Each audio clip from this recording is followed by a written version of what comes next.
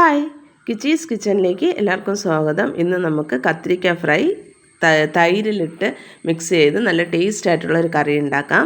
ഞാൻ 2 medium size കത്തിരിക്ക റൗണ്ടായി അരിഞ്ഞു വെച്ചിട്ടുണ്ട്. അതിലേക്ക് 1 ടേബിൾ സ്പൂൺ മുളക് പൊടി, ആവശ്യത്തിന് ഉപ്പ്, 1/4 ടീസ്പൂൺ മഞ്ഞൾപ്പൊടി എന്നിവയും ഇട്ട് ഈ മസാല കത്തിരിക്കയിൽ നല്ല പൊതിഞ്ഞു വരുന്നതിന് ആവശ്യമായ കുറച്ച് വെള്ളവും കൂടെ തെളിച്ച് ഇത് നമുക്ക് നല്ലതുപോലെ വയ്ക്കാം.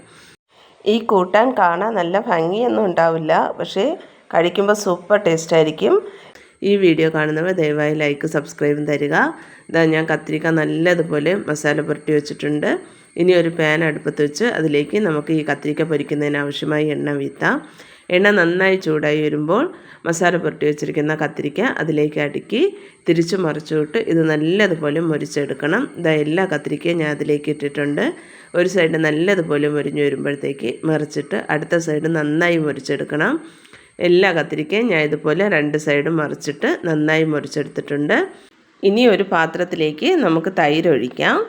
നല്ല കട്ടി തൈരും അധികം പുളിപ്പില്ലാത്ത തൈരുമായാൽ സൂപ്പർ ടേസ്റ്റ് ആയിരിക്കും. ഇനി തൈരിന് ആവശ്യമായ ഉപ്പൂടെ ആഡ് ചെയ്ത് ഈ തൈര് നല്ലതുപോലെ ഉടച്ചെടുക്കണം.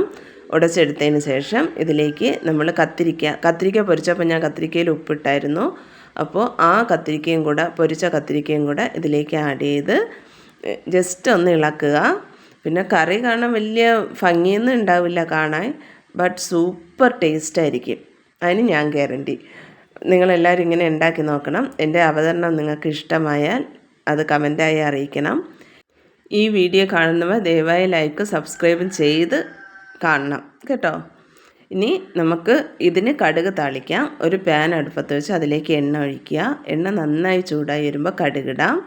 കടുക് നല്ലതുപോലെ പൊട്ടി വരുമ്പോഴത്തേക്ക് കുഞ്ഞുള്ളി അരിഞ്ഞത് അതിലേക്ക് ആഡ് ചെയ്യാം. കുഞ്ഞുള്ളി നന്നായി ഒന്ന് മൂത്ത് വരണം. മൂത്ത് വരുമ്പോഴത്തേക്ക് കുറച്ച് മുളക് പൊടിയും കൂടെ ആ കടുക് താളിക്കണയിലിട്ട് കടുക് നന്നായി താളിച്ചതിന് ശേഷം